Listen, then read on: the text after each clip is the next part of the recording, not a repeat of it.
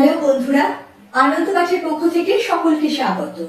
West Bengal বোর্ডের একাদশ শ্রেণীর ফার্স্ট সেমিস্টারের পাঠ্য যে প্রবন্ধটি বঙ্কিমচন্দ্র চট্টোপাধ্যায়ের সেই বিড়াল প্রবন্ধের ধারাবাহিক আলোচনা চলছে। আজকে তৃতীয় তথা শেষ পর্ব।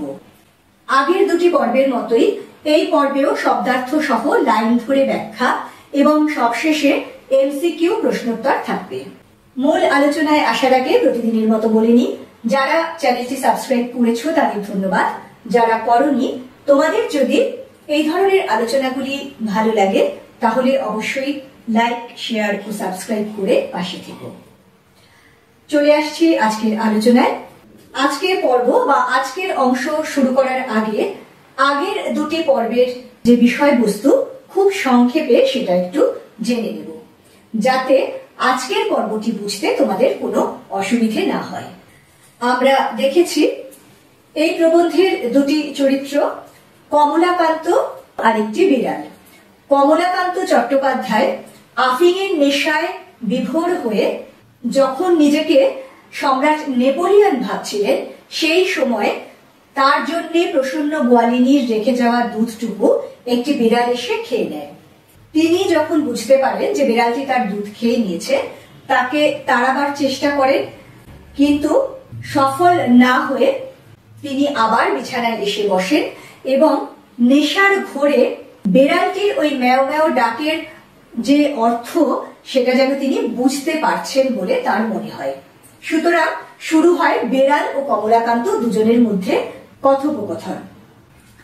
যে কথোপকথন বা বাগবিতণ্ডার মধ্যে দিয়ে বিড়ালটি বুঝিয়ে বলে যে সে কেন চুরি করেছে এবং তার এই চুরি করার পেছনে প্রকৃত অপরাধী সমাজের সুবিধাভোগী বা ধনী শ্রেণীর মানুষেরা।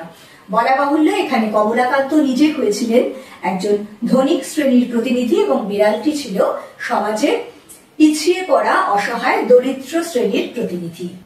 বিড়াল তার অকাট্য যুক্তি দিয়ে কমলাকান্তকে বুঝিয়ে দিয়েছিল যে তার এই চুরি করার পেছনে প্রকৃত কারণটি কি ছিল। আজকের পর্বে আমরা জানতে পারবো শেষ পর্যন্ত বিড়াল কতটা যুক্তি দিয়ে কমলাকান্তকে বোঝাতে পারলে, আর কমলাকান্ত বিড়ালকে কিভাবে নিজের কথা অর্থাৎ ধনিক শ্রেণীর প্রতিনিধি হিসেবে তাদের যে বক্তব্য সেটা কিভাবে তাকে বোঝানোর চেষ্টা করবে। আমরা 10 নম্বর প্যারা পর্যন্ত পড়েছিলাম, যে প্যারাটিতে বিড়াল গৃহমার্জার বা গৃহপালিত বিড়ালদের যে আহ্লাদে জীবন কাটে সেই সম্পর্কে বক্তব্য রেখে তাদের সঙ্গে তার মতো বিড়াল অর্থাৎ রাস্তার বিড়ালদের তুলনা করেছিল। যার শেষ অংশটি ছিল এরকম: যদি কেহ তোমাদের সোহাগের বিড়াল হইতে পারিল, গৃহমার্জার হইয়া বৃদ্ধির নিকট যুবতী ভার্যার সহোদর বা মূর্খ ধনীর কাছে শতরঞ্জ খেলোয়াড়ের স্থানীয় হইয়া থাকিতে পারিল, তবেই তাহার পুষ্টি। তাহার লেজ ফুলে গায়ে লোম হয় এবং তাহাদের রূপের ছটা দেখিয়া অনেক মার্জার কবি হইয়া পড়ে। এই পর্যন্ত আমরা আগের দিন পড়ে রেখে দিয়েছিলাম। আজকে তার পরের প্যারা থেকে শুরু করব। আর আমাদিগের দশা দেখো, আহারা ভাবে উদর কৃশ, অস্থি পরিদৃশ্যমান লামুল বিনত, দাঁত বাহির হইয়া জিহবা ঝুলিয়া পড়িয়াছে, অবিরত আহারা ভাবে ডাকিতেছি মেও মেও, খাইতে পাই না। আমাদের কালো চামড়া দেখিয়া ঘৃণা করিও না, এই পৃথিবীর মৎস্য মাংসে আমাদের কিছু অধিকার আছে, খাইতে দাও, নহিলে চুরি করিব। বিড়াল গৃহমার্জার বা গৃহপালিত যে বিড়ালগুলি থাকে তাদের সুখ, স্বাচ্ছন্দ্য, আদর আহ্লাদ এবং তার ফলে তাদের দেহে যে সৌন্দর্য প্রকাশ পায় তার তুলনায় নিজের কথা বলছে যে আমাদিগের দশা দেখো, আহারা ভাবে উদর কৃশ। আমাদিগের মানে তার এবং তার মতো যারা রাস্তায় রাস্তায় ঘুরে বেড়ায় সেই সব বিড়ালেরা, তাদের আহারা ভাবে উদর কৃশ। আহারা ভাবে মানে খাদ্যের অভাবে, উদর মানে পেট। বিড়ালরা দেখবে যখন বেশ ভালো করে খায় দায়, পেট ভরে, পেটটা ফুলে থাকে, সুন্দর লাগে, নাদুস নুদুস দেখতে লাগে। কিন্তু যে বিড়াল খেতে পায় না তার একেবারে পেটটা যেন দেখাই যায় না, চুপসে গেছে দুদিক থেকে, সেই রকম অবস্থা এই বিড়ালের। অস্থি পরিদৃশ্যমান, অস্থি অর্থাৎ হাড়, পরিদৃশ্যমান মানে যা দেখা যাচ্ছে, মানে এতটাই রোগা বিড়ালগুলো যে তাদের দেহের হাড়গুলো পর্যন্ত বাইরে থেকে বোঝা যাচ্ছে। লাঙুল বিনত, লাঙুল অর্থ লেজ। বিড়ালের সৌন্দর্যের একটা বড় মাপকাঠি তো তার লেজ। কিন্তু এই যে রাস্তার বিড়ালগুলি যারা অপুষ্টিতে ভোগে, যারা খেতে পায় না, আধ পেটা খেয়ে থাকে কি না খেয়ে থাকে, সেই সব বিড়ালগুলোর স্বাভাবিকভাবে লেজগুলো এরকম একেবারে সিটিয়ে যাওয়া এবং বিনত অর্থাৎ ঝুলে পড়েছে। দাঁত বাহির হয়েছে, জিহ্বা ঝুলিয়া পড়িয়াছে। মুখে তো মাংস নেই, গালে মাংস নেই, মুখটাও চুপসে আছে, ফলে দাঁত বেরিয়ে আছে। আর সারাক্ষণ ওই ডেকে ডেকে জিভ শুকিয়ে, গলা শুকিয়ে, জিভটা যেন একেবারে বেরিয়ে রয়েছে। অবিরত আহারা ভাবে ডাকিতেছি, মেও মেও খাইতে পাই না। সারাক্ষণ যে বিড়ালগুলো আমরা বলি না বাবা বিড়ালটা কি ডাকছে, জ্ঞান জ্ঞান করছে, কাচিলে কাচিলে ঘুরে বেড়াচ্ছে, আসলে সে তো সাথ করে ডাকছে না, সে ডাকছে তার খিদের জ্বালায়, সে একটু খাবার চাইছে। তারপরে বলছে আমাদের কালো চামড়া দেখিয়া ঘৃণা করিও না। এইখানে আবার একটা অত্যন্ত তাৎপর্যপূর্ণ বৈষম্যের দিকে ইঙ্গিত করলেন লেখক। এই বৈষম্য হলো বর্ণ বৈষম্য। দেখো, আজ থেকে 150 বছর আগে রচিত এই প্রবন্ধ, সেই সময় কিন্তু সারা পৃথিবী জুড়ে বর্ণ বৈষম্য অত্যন্ত প্রকট ভাবে ছিল। আমরা জানি দক্ষিণ আফ্রিকার বর্ণ বৈষম্য একেবারে সরকারিভাবে কিছু বছর আগে পর্যন্ত ছিল, যে কারণে দক্ষিণ আফ্রিকাকে অন্যান্য দেশ ও রাষ্ট্রসংঘ বয়কট করেছিল। এছাড়াও আমেরিকা এবং ইউরোপের বহু দেশে বর্ণ বৈষম্য অর্থাৎ কালো চামড়া ও সাদা চামড়ার মানুষের দ্বন্দ্ব, মূলত সাদা চামড়ার মানুষদের কালো চামড়ার মানুষের প্রতি অত্যাচার বা দাস প্রথা সেই সময়ও প্রবল ভাবে ছিল। আজকের দিনে জ্ঞান বিজ্ঞানের উন্নতি প্রসার এসবের কারণে এবং মানুষের দৃষ্টিভঙ্গির বদল ঘটেছে। শুধু তাই নয়, বরং আজ আমরা দেখছি শিক্ষা, সাহিত্য, সঙ্গীত, শিল্পকলা, জ্ঞান বিজ্ঞান, খেলাধুলো প্রভৃতি সব ক্ষেত্রে কালো মানুষেরা যথেষ্ট প্রতিভা ও পারদর্শিতার স্বাক্ষর রেখেছেন। কিন্তু তবুও আজকের দিনেও এই বর্ণ বৈষম্য মানুষের মনে খুব সূক্ষ্মভাবে হলেও রয়েছে, বেশ কিছু মানুষের রয়েছে। তো যাই হোক, সেই সময় এই বর্ণ বৈষম্য প্রবল ছিল, সেই জন্য সেই জায়গাটাও ছুঁয়ে গেছেন লেখক। বেড়ালের মুখ দিয়ে বলছেন আমাদের কালো চামড়া দেখিয়া ঘৃণা করিও না। এই যে সমাজে যাদেরকে ব্রাত্য করে রাখা হয়, সেটা বর্ণ বৈষম্যের কারণেই হোক বা আর্থিক বৈষম্য বা সামাজিক প্রতিষ্ঠার ক্ষেত্রে একটা বিপুল পার্থক্যের জন্য হোক, সব দিক থেকে তাদেরকে সবকিছু থেকে বঞ্চিত করা হয়, সেই কথাই এখানে বলছে বিড়ালটি। বলছে পৃথিবীর মৎস্য মাংসে আমাদের কিছু অধিকার আছে, ভালো খাবার বা অন্যান্য যে সুযোগ সুবিধে, তাতে কিন্তু এদেরও অধিকার রয়েছে। সেই অধিকার যদি তাদের না দাও তাহলে তারা চুরি করবে। আমাদের কৃষ্ণ চর্ম, শুষ্ক মুখ, ক্ষীণ সকরুণ মেয় মেয় শুনিয়া তোমাদিগের কি দুঃখ হয় না? চোরের দণ্ড আছে, নির্দয়তার কি দণ্ড নাই? দরিদ্রের আহার সংগ্রহের দণ্ড আছে, ধনীর কার্পণ্যের দণ্ড নাই কেন? যুক্তিবাদী বিড়াল আবার কতগুলি একেবারে অমোঘ প্রশ্ন তুলেছে। বলছে যে আমাদের এই খেতে না পাওয়া করুণ মুখ এবং সবসময় যে আমরা একটু খাবারের আশায় ম্যামা করে ডাকছি, এটা দেখে কি তোমাদের দুঃখ হয় না? তোমরাও যারা এমনি রাস্তা দিয়ে চলার সময় দেখবে যে ফুটপাথের যে বাচ্চারা যারা খেতে পায় না, তাদের চেহারায় সেই অপুষ্টির, সেই অভুক্ত থাকার একটা ছাপ পড়ে যায়। এবং সেটা দেখে যদি দয়া না হয় কোনো মানুষের, সে যে কোনো প্রাণী হোক, এখানে বিড়ালটি তার স্বজাতির কথা বলছে, তার নিজের কথা বলছে, সেটা তো খুবই একটা নিষ্ঠুরতা, একটা নির্দয়তার পরিচয়। তাই বলছে যে চোরকে তোমরা দণ্ড দাও, তাহলে নির্দয়তার দণ্ড নেই কেন? যে দরিদ্র সে তো যেন তেন প্রকারে আহার সংগ্রহ করার চেষ্টা করবে, কিন্তু সেই আহার সংগ্রহের পদ্ধতি যদি সমাজ অনুমোদিত না হয় তাহলে তাকে শাস্তি দেওয়া হয়। তাহলে ধনীর কার্পণ্যের দণ্ড নাই কেন? কারণ ধনী যে এই ধন কুক্ষিগত করে রাখে, একটুও দয়া মায়া দেখায় না, দরিদ্র মানুষের জন্য কিছু দান করে না, সেটাও তো দণ্ডনীয় অপরাধ হওয়া উচিত। এরপরে সে কমলাকান্তকে বলছে তুমি কমলাকান্ত দূরদর্শী, কেননা আফিংখোর। তুমিও কি দেখিতে পাও না যে ধনীর দোষেই দরিদ্র চোর হয়? 500 দরিদ্রকে বঞ্চিত করিয়া একজনে 500 লোকের আহার্য সংগ্রহ করিবে কেন? যদি করিল তবে সে তাহার খাইয়া যাহা বাহিয়া পড়ে তাহা দরিদ্রকে দিবে না কেন? যদি না দেয় তবে দরিদ্র অবশ্য তাহার নিকট হইতে চুরি করিবে। কেননা অনাহারে মরিয়া যাইবার জন্য এই পৃথিবীতে কেহ আইসে নাই। সে কমলাকান্তকে এবার একটু প্রশংসার ছলে একটু তোষামত করে কথা বলছে। তুমি কমলাকান্ত দূরদর্শী, কেননা আফিংখোর। তার দূরদর্শিতার মূল কারণ হলো সে আফিংখোর। আসলে এখানে বলা যায় যে নেশা করে বিভোর হয়ে থাকে তার ক্ষেত্রে কি হয়, সে খুব জাগতিক দেনা পাওনা বা জাগতিক লাভ ক্ষতির ব্যাপারে তার খুব একটা মন থাকে না, বা সে খুব একটা সচেতন থাকে না। ফলে সে একটু নিরপেক্ষ, একটু নিঃস্বার্থ দৃষ্টিভঙ্গির অধিকারী হয়। ফলে সে প্রকৃত অবস্থাটা বা সত্যটা বোঝার চেষ্টা করে বা বোঝে। সেই জন্য বলছে যে তুমি দূরদর্শী, কেননা আফিংখোর। তুমিও কি দেখতে পাও না যে ধনীর দোষেই দরিদ্র চোর হয়?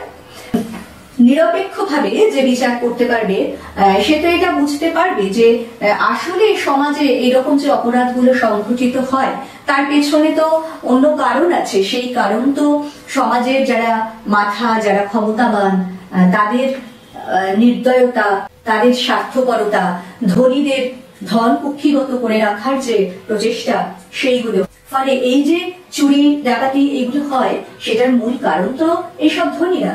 সেইটা তো কমলাকান্তের বোঝা উচিত। 500 দরিদ্রকে বঞ্চিত করিয়া একজনে 500 লোকের আহার্য সংগ্রহ করিবে কেন? খুব গুরুত্বপূর্ণ প্রশ্ন। এই পৃথিবীর যে খাদ্য উৎপন্ন হচ্ছে তাতে তো সকলের অধিকার। তাহলে একজন যদি প্রচুর খাদ্য, তার প্রয়োজনের চেয়ে অনেক বেশি খাদ্য মজুত করে রাখে, প্রয়োজনীয় জিনিসপত্র মজুত করে রাখে, তাহলে তো সেটা আসলে সমাজের আরো 5 জনকে বঞ্চিত করারই সমান। তারপরে বলছে যদি করিল তবে সে তাহার খাইয়া যাহা বাহিয়া পড়ে তাহা দরিদ্রকে দিবে না কেন? আচ্ছা, তার ক্ষমতা রয়েছে, যেভাবেই হোক সে অর্থ সংগ্রহ করেছে, সেই অর্থ দিয়ে সে না হয় খাবার সংগ্রহ করে রেখেছে, প্রয়োজনীয় জিনিস সংগ্রহ করে রেখেছে, এই পর্যন্ত তবুও সে মানতে পারে। কিন্তু বলছে তার নিজের সব প্রয়োজন পূরণ করার পরেও যেটা অতিরিক্ত থেকে যায়, আসলে যেটা অপচয় হয়, যেটা নষ্ট হয়, সেইটা কেন দরিদ্রকে দেবে না?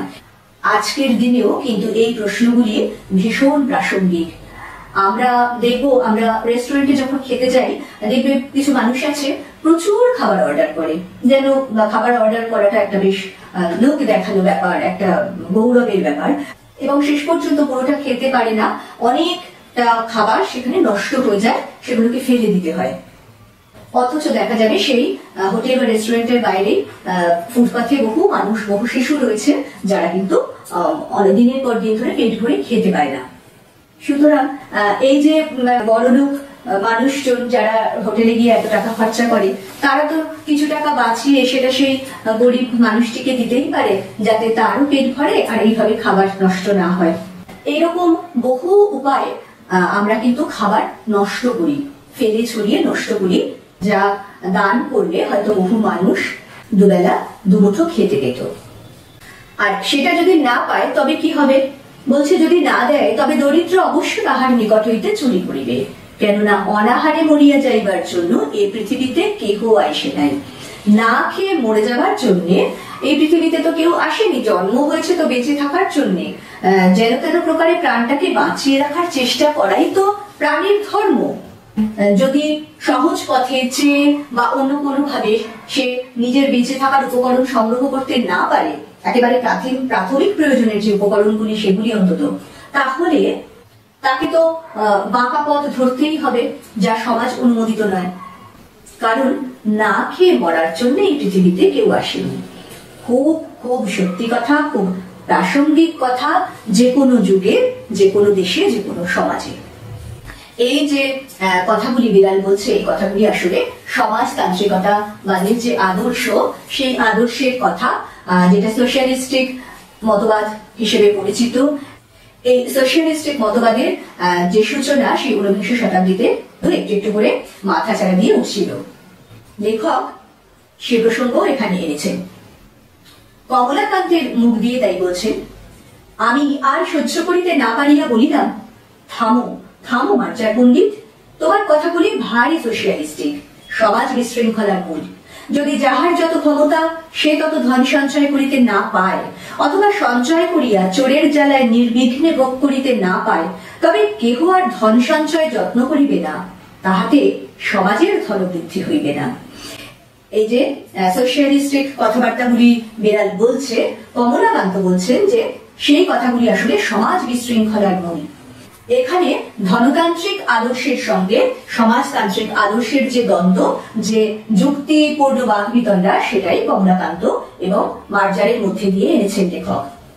সোশিয়ালিস্টিক যে ধ্যান ধারণা, তাকে কেন সমাজ বিশৃঙ্খলার মূল বলা হয়? কারণ বহুকাল পর্যন্ত মানুষ এই অবিচার, এই বঞ্চনা, এটাকে নিজেদের ভাগ্য মনে করে এটাকে মেনে নিয়েছিল, মাথা পেতে এই অত্যাচার অবিচারকে মেনে নিয়েছিল। কারণ তারা মনে করতো যে দরিদ্র হয়ে জন্মগ্রহণ করাটা তার দুর্ভাগ্য, তার হয়তো পূর্বজন্মের পাপের ফল। তো সেক্ষেত্রে কি হতো, তারা সেগুলোকে সহ্য করতো এবং সমাজে একটা আপাত শান্তিপূর্ণ পরিবেশ বজায় থাকতো। ধনীরা মহা উল্লাসে নিজেরা ভোগ করে যেত, এই বৈষম্যকে বাঁচিয়ে রাখার চেষ্টা করত। কিন্তু যখন থেকে এই সমাজতান্ত্রিক চেতনা মানুষের মনে এলো, নিজের অধিকার বোধ সম্পর্কে সচেতনতা এলো, তখন তারা বিদ্রোহী হয়ে উঠলো, বিপ্লব করার চেষ্টা করলো। ফলে সমাজের এই যে আপাত শান্তিপূর্ণ পরিবেশ, এটা ভেঙে যেতে লাগলো। সমাজে একটা বিশৃঙ্খলা দেখা দিল, স্থিতিশীলতা নষ্ট হতে থাকলো। সেই জন্যই বলছে কথাগুলি সমাজ বিশৃঙ্খলার মূল। সেই সঙ্গে ধনতান্ত্রিক দেশগুলির যে যুক্তি, যে যার যত ক্ষমতা সে তত ধন সঞ্চয় করতে যদি না পারে বা ভোগ করতে না পারে, তাহলে তো সমাজের ধনবৃদ্ধি হবে না। কিন্তু মার্জার তার যুক্তিতে অটল। সে এর উত্তরে বলল, না হইল তো আমার কি? সমাজের ধনবৃদ্ধির অর্থ ধনীর ধনবৃদ্ধি।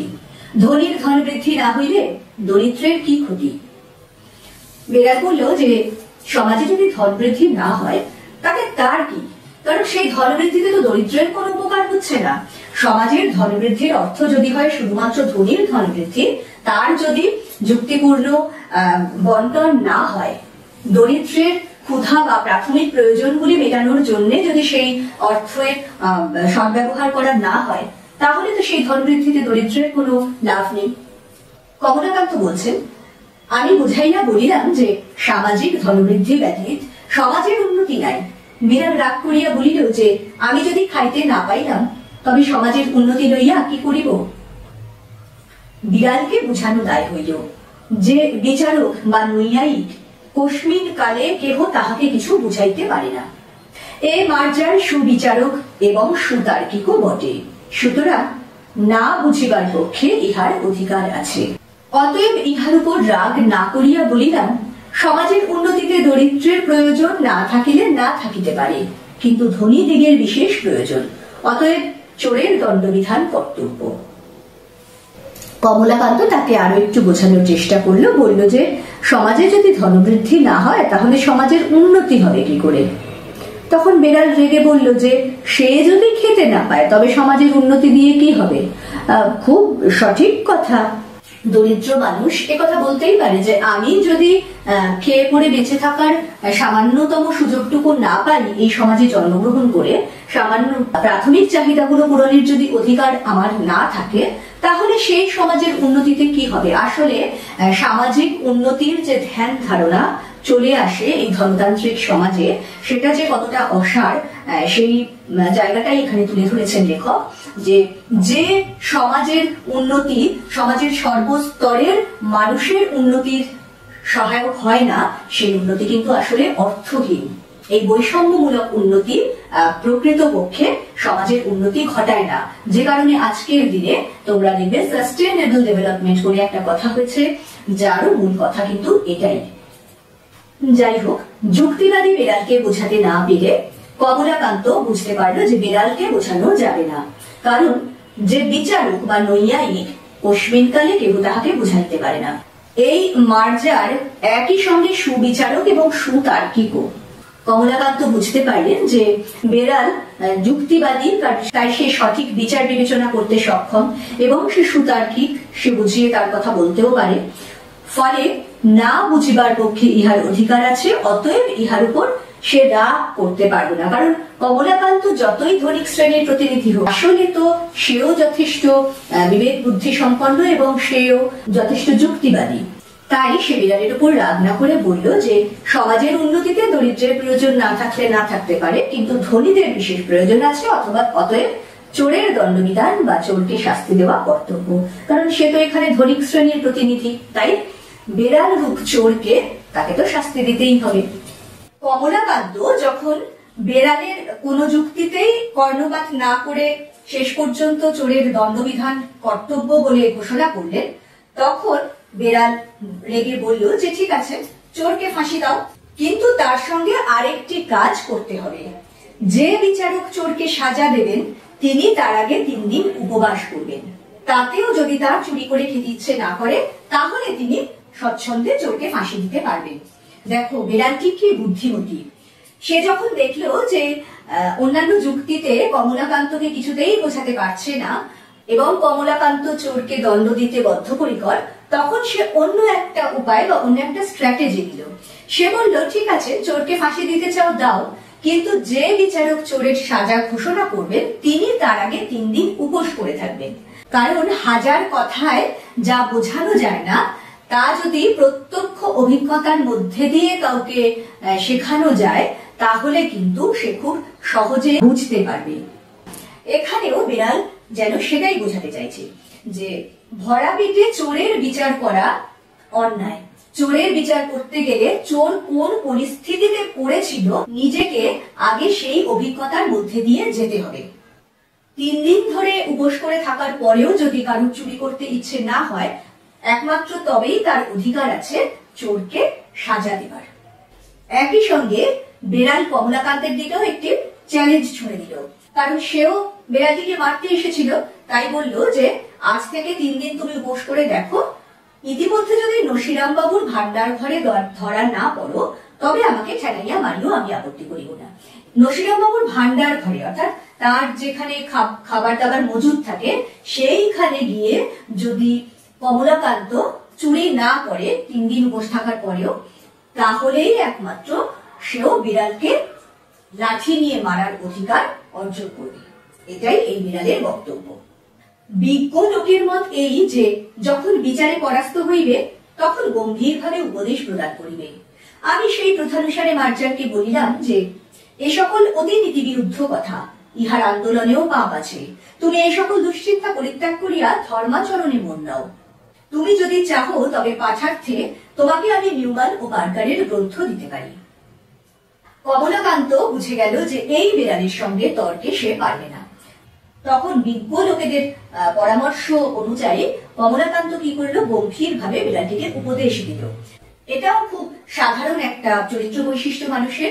কমলাকান্ত তাই করলেন, তিনি বিড়ালকে বললেন যে এইসব অতি নীতি বিরুদ্ধ কথা, মানে সে আন্দোলনেও পাপ আছে। আন্দোলনে অর্থাৎ এটা নিয়ে আলোচনা করা বা এটা নিয়ে বাকবিতণ্ডা করা, তাতেও পাপ। কারণ সমাজের উচ্চ তলার মানুষেরা যে অন্যায়ভাবে সুযোগ সুবিধে ভোগ করছে, সেই অবস্থাটার পরিবর্তন হয়ে যেতে পারে, সামাজিক একটা টালমাটাল পরিস্থিতি দেখা দিতে পারে, স্থিতিশীলতা বিনষ্ট হতে পারে।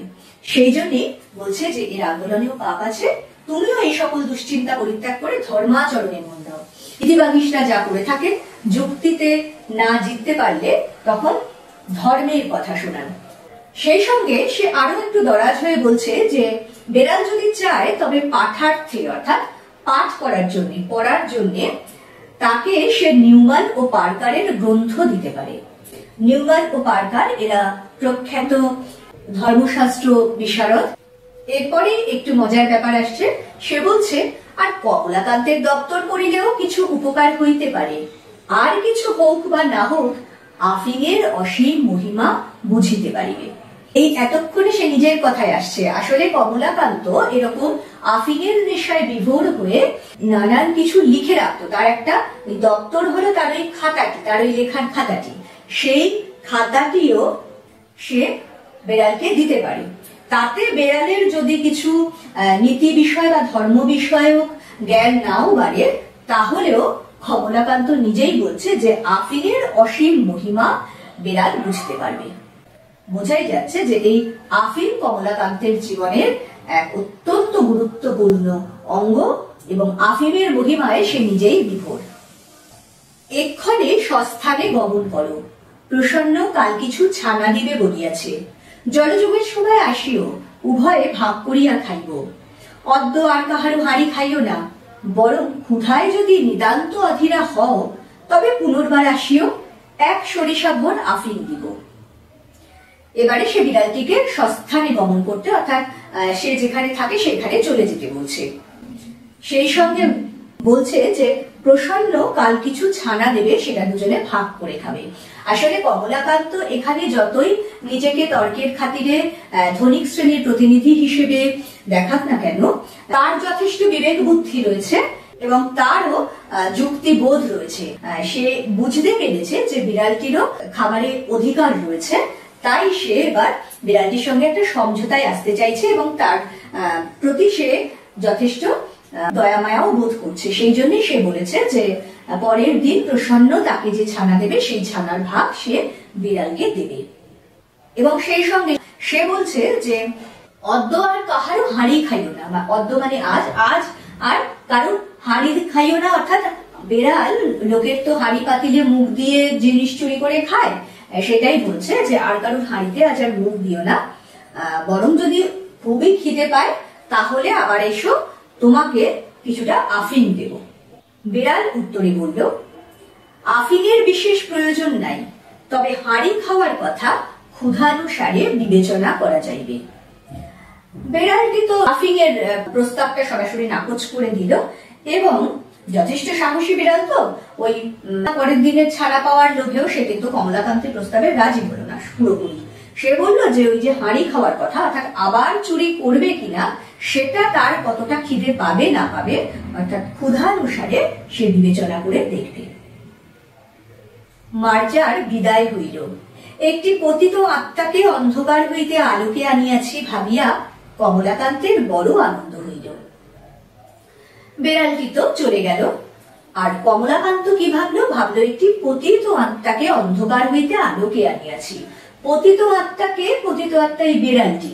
কেন তাকে পতিত আত্মা বলছে? কারণ এক তো সে চুরি করেছে, দ্বিতীয়ত সে তার চুরি করার সপক্ষে একের পর এক যুক্তি দিয়ে গেছে।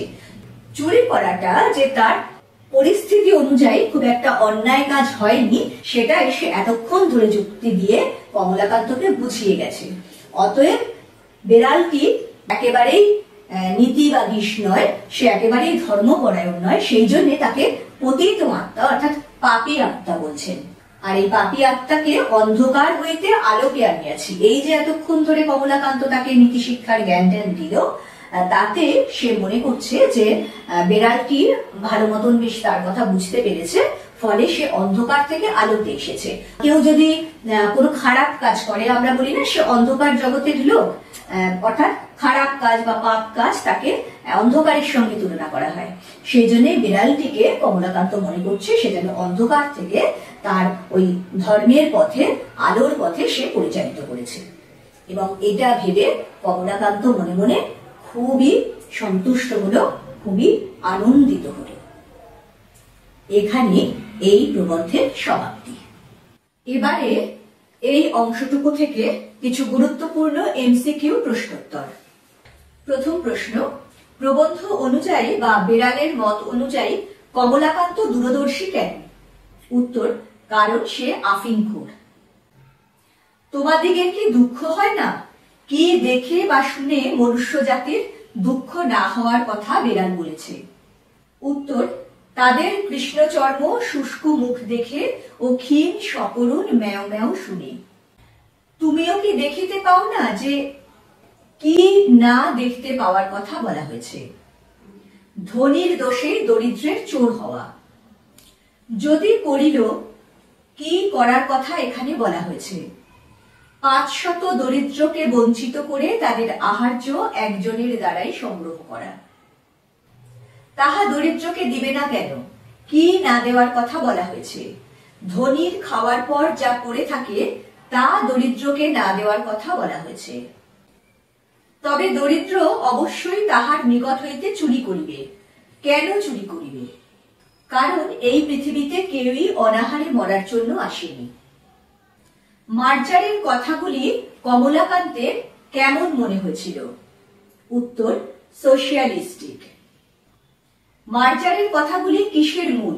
উত্তর, সমাজ বিশৃঙ্খলার মূল। প্রবন্ধ অনুযায়ী সমাজের ধনবৃদ্ধির প্রকৃত অর্থ কি? উত্তর, সমাজের ধনবৃদ্ধির প্রকৃত অর্থ ধনীর ধনবৃদ্ধি। আমি বুঝাইয়া বলিলাম যে কমলাকান্ত মার্জারকে কি বুঝিয়ে বলেছিল? উত্তর, সামাজিক ধনবৃদ্ধি ব্যতীত সমাজের উন্নতি নাই। কস্মিন কালেও তাহাদেরকে কেউ কিছু বোঝাতে পারে না।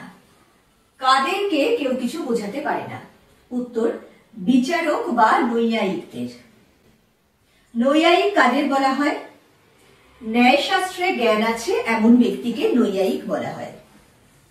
সুতরাং না বুঝার পক্ষে ইহার অধিকার আছে, কারণ ওই মার্জার সুবিচারক এবং সুতার্কিক।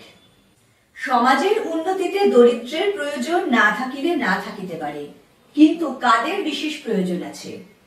উত্তর, ধনীদের।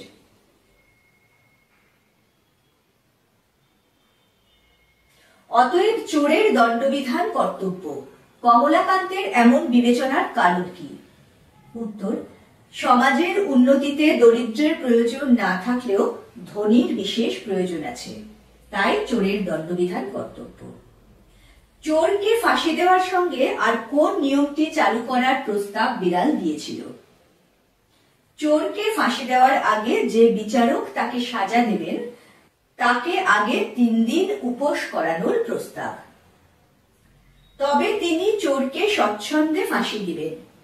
কখন তিনি চোরকে স্বচ্ছন্দে ফাঁসি দিতে পারবেন? 3 দিন উপোস করার পরেও যদি বিচারকের চুরি করে খাওয়ার ইচ্ছে না হয় তবে তিনি চোরকে স্বচ্ছন্দে ফাঁসি দেবেন। বিড়াল কমলাকান্তকে কতদিন উপবাস করতে বলেছিল? উত্তর, 3 দিন। কমলাকান্ত 3 দিন উপবাসের পরে কোথায় ধরা পড়তে পারে? নসিরাম বাবুর ভান্ডার ঘরে। বিজ্ঞ লোকের মত এই যে, বিজ্ঞ লোকের মত কি? যখন বিচারে পরাস্ত হবে তখন গম্ভীরভাবে উপদেশ প্রদান করবে, এটাই বিজ্ঞ লোকের মত। বিড়ালের সকল দুশ্চিন্তা পরিত্যাগ করে কি করা উচিত বলে কমলাকান্ত বলেছিল? উত্তর, ধর্মাচরণে মন দেওয়া। কমলাকান্ত বিড়ালকে কোন গ্রন্থগুলি পাঠের জন্য দিতে চেয়েছিল? উত্তর, নিউম্যান ও পার্কারের গ্রন্থ।